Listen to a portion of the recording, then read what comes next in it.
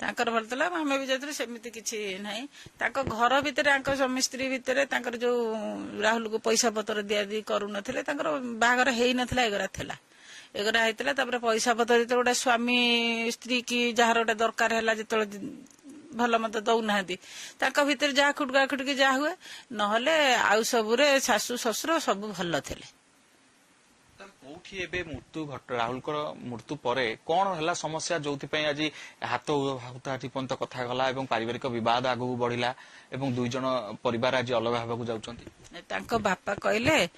ମତେ କହିଲେ 14 ଦିନ ପୁଅର ସରିଗଲା ପରେ ସମୁଦ୍ରୀ ଆଉ ଆମେ ଟିକେ ବସିକିରି କଥାବାର୍ତ୍ତା ହେବା।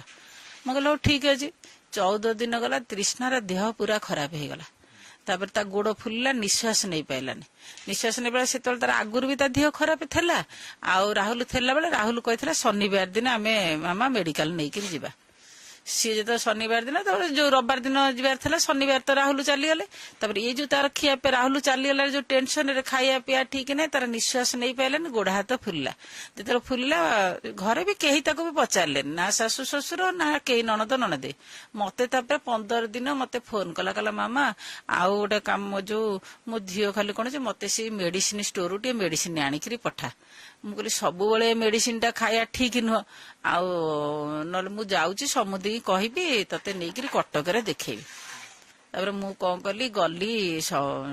ତାଙ୍କ ଘରକୁ ଗଲି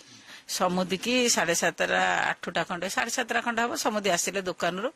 ମୁଁ ବସିଛି ସେ ତାଙ୍କ ରୁମ ରେ କହିଲେ ଆଉ ସମୁଦ୍ରୀ ଜାଣିଛ ଆଉ ତାର ପୋଷ୍ଟାଲରେ ଗୋଟେ ରଖିଥିଲି ତାର କ୍ଲୋଜ କରିଦେଲି ତାର କଥାବାର୍ତ୍ତା ଆମେ ହେଲୁ ତାର କଥାବାର୍ତ୍ତା ଯେମିତି ହେଲୁ ସେ ମୁଁ ତାଙ୍କୁ କହିଲି ମୁଁ କହିଲି ସମୁଦ୍ରୀ ଆଉ ଏମିତି ଏମିତି ଝିଅର ହଉଛି ଆଉ ମେଡିସିନ କେତେ ମୁଁ ତାକୁ ଦେବି ଷ୍ଟୋରରୁ ମୁଁ ତାକୁ ଟିକେ ଡକ୍ଟର ପାଖରେ ନେଇ ଦେଖେଇ ଦଉଛି